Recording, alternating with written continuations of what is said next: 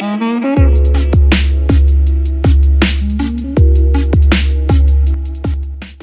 I'm priming my eyelids with this MAC 24-Hour Prep and Prime, and then I'm going over it with the MAC Paint Pot in the color Soft Ochre. This is just a good extra step that will help enhance your eyeshadow's pigment even more and help it stand out even more.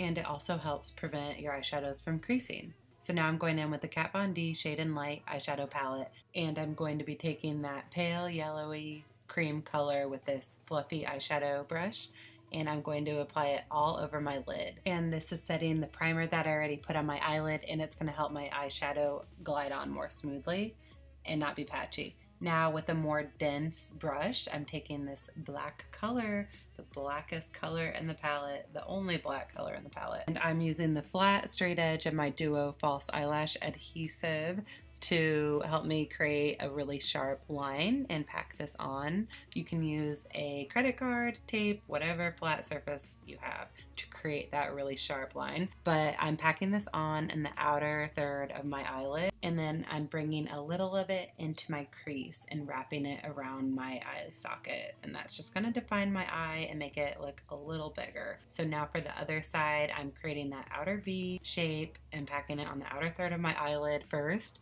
because I want the color to be the most intense on the outer part of my eyelid. Now I'm going back in with my fluffy eyeshadow brush, and I'm going to be taking that dark grayish brown color next to the black, and I'm using this brown color to help blend out the black and just make it not look as dramatic, and just to give it more of a softer smoky effect. So I'm applying this brown color entirely over all the black that I previously applied, and it's just going to soften the black and not be as harsh and smoke it out so that it's not too intense. And now I'm dipping my brush back into that brown color, and I'm doing the same thing on the other eye. First, I'm starting at the outer point and then in circular motions blending it in back and forward into my crease, and then making sure to wrap it around my eye. Now I'm grabbing that sharp edge again just to make sure that line is very sharp and very defined. I don't want this to look messy. I want it very sharp and very defined and dramatic. So that is why I want that line super sharp. Now I'm going in with that white color, and I'm packing it onto my eyelid, and this is just going to help tie the whole look together and intensify my eyelid and really bring light to my eyelid, which will help my eyes appear bigger. Now I'm taking my original eyeshadow brush and just going over everything just to make sure there's no harsh lines, make sure everything's blended naturally in together. Now I'm taking a black eyeliner from Makeup Forever and an angled eyeliner brush, and I first warm it up on the back of my hand, and that prevents any clumping and make sure that it glides on more smoothly. So I like to start in the middle of my eyelid, and I do short strokes, and I like to bring it out, and then I go back in towards the middle of my eyelid before I go to the start of my eye. So the key is to just go very slowly and take your time with this rather than trying to do one long line in one stroke, because I don't think that is possible. So you want to just take little short strokes and then connect them all together as you go along. And you want to slowly build up the thickness that you want. So just constantly keep going back and forth over everything, and it will slowly build up the thickness of the line. And I'm not making this line too thick today. I'm keeping it as close to my eyelashes that I can. So now I'm taking Ardell Wispies for my false lashes, and I'm using the House of Lashes eyelash adhesive. And I'm applying it directly onto the band of my false eyelashes. Make sure to wait 1 minute for the glue to get very tacky. That will help it to stick right away and not glide all over your eye. And then I'm using tweezers to just secure it and make sure that the end points are secured, because I hate when they poke out at me. I'm sure you do too.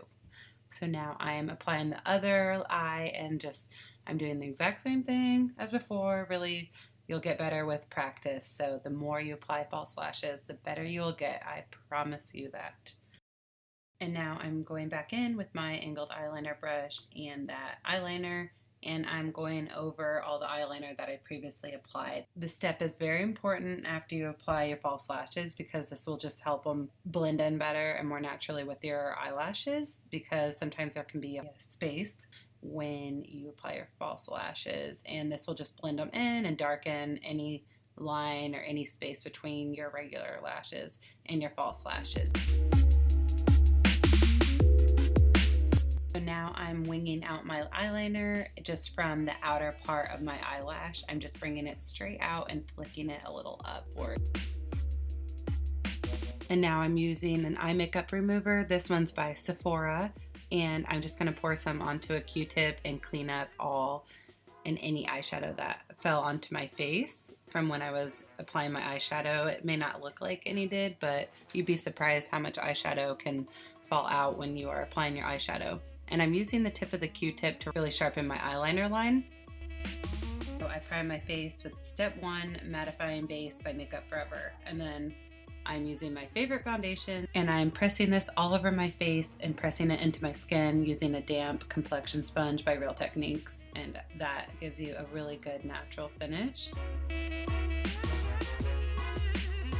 Now I'm going in with this eye brightener by Maybelline. This is in the color Radiant, and I love using this under my concealer. It just helps enhance my concealer and adds a little extra brightness to my eye. And now I'm using the Master Conceal Concealer by Maybelline, and I'm using this concealer brush by Sigma to apply it. So I am first applying it in the inner part of my eye and then blending it outwards. I always bring some in the middle part of my forehead and under my nose because I always get redness under my nose, and then on the chin. And this just helps balance out my concealer, and it just brings some light to my face, so it gives it a highlighting effect as well. And it's just a more natural way to highlight your face and bring lightness to the center of your face. And then I'm just using my damp makeup sponge to blend it out.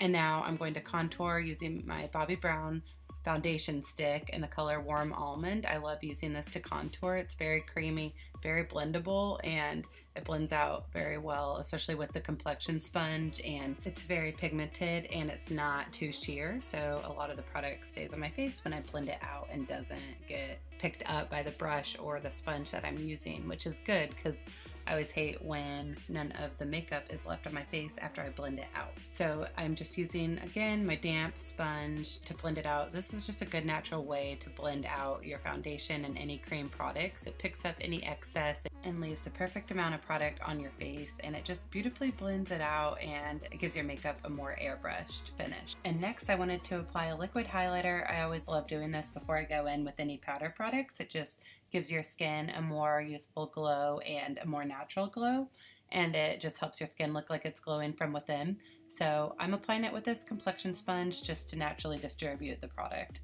And now I'm going to set my face. I'm using the L'Oreal Mercier setting powder, and this is very good for oily skin as well. It really helps absorb any excess oil. And again, for oily skin, now I'm setting my face again with this Urban Decay De-Slick powder, and this is very good for oily skin as well. So this is going to absorb any excess oil and just help mattify your pores. So I'm really applying this and concentrating this in my T-zone area and where my pores are the largest and most oily, so in the center of my face. And now I want to use another highlighter. This one's very natural. This one's by Hourglass. So I'm just applying it to the high points of my cheek and wrapping it around onto the tip of my brow bone. And now for bronzer, I'm using my favorite bronzer. This one's by Bobbi Brown. I will link all the names below in the description area, by the way. So I'm applying this onto my cheekbones, and I always bring it up onto the temples of my forehead and along my jawbone. And I make sure to blend it out so that there's no harsh lines. And now I'm going to be applying this blush by Becca. This is called Flowerchild, and I'm using an angled kabuki blush brush by IT Cosmetics, and I'm gently sweeping the blush upwards towards my ear, and I'm really trying to blend it in with my bronzer. And now I'm using this blusher topper by Becca, and I'm just applying this onto the high points of my cheekbones just for a blusher topper. And then now I'm going to finish my eyes, so I'm using that grayish brown color next to the black from my Kat Von D eyeshadow palette, and I'm using a smudge brush, and I'm going to be smudging this along my bottom lash line, and I'm using this for my eyeliner, so I'm just really concentrating this along my bottom lash line, and I'm just going backwards and forwards to give it more of a smoky smudge effect. And now I'm applying a coat of mascara just to blend in my natural eyelashes with my false eyelashes, and then I also apply it to my bottom lashes.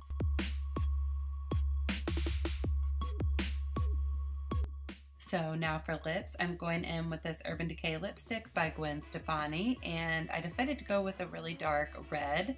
Now, since this is a girls' night out, I thought it would be sexy and fun to use a dark red color, and that just really intensifies this look and gives it a really bold look, but this may be way too dark for some of you, so instead just apply a nude or a pink color, and that would be really pretty. And then since this color is so dark and pigmented, I decided to use a lip brush to apply it, and I'm mainly concentrating this the outer part of my lips, and then I'm just softly blending it to the center of my lips because I just thought that gave it a prettier, softer effect, and it isn't so harsh when you do it that way. And it just helps make sure that all the lipstick stays in the lines and doesn't bleed onto your face. So now I'm going in with a liquid lipstick. This one's by Anastasia Beverly Hills. So I'm first applying this to my bottom lip, and then I'm using that brush to just blend it out. And this is so pigmented and so liquidy, it can easily run. So that's why I wanted to work fast and use this brush to help and just define my lips a little more and bring it a tiny little bit out of the lines. So by using this brush, you can really get good precision and just place the product exactly where you want it. So that's why it's very handy to have a lip brush, and you can just really define the shape that you want your lips. I had to take a quick intermission and pick the baby up. Now I'm continuing on to the top part of my lip. I'm just trying the best I can to stay in the lines and just evenly apply this product, and I'm just hoping for the best because liquid lipstick is very liquidy, so you gotta be careful with it. And now I'm cleaning up around my lips because some of the product leaked and got out of the line. So I'm just taking that Maybelline concealer pen and applying it along my lips, right under my lips. And this is just gonna define my lips more and help my lips look a little bigger too and help them stand out more. So lastly, I almost forgot to fill in my brows, but thankfully I realized that because I knew something was missing, and it took a while to figure out what was missing. But anyways, I'm filling in my brows now using the Anastasia Beverly Hills Brow Definer, and I start at the arch of my brow and I move back towards the tail of my brow, and then I move to the front of my brow. And then it's always good to take the spool end of it, and that will help distribute any of the product furthermore, and it helps soften the color and helps your brows look a little more natural. So that is everything after your brows are done. I hope that you liked this tutorial, and I hope that you have a great girls' night out. Thank you so much for watching. Please remember to subscribe, and please tag me in any pictures if you ever recreate this look. I would love to see.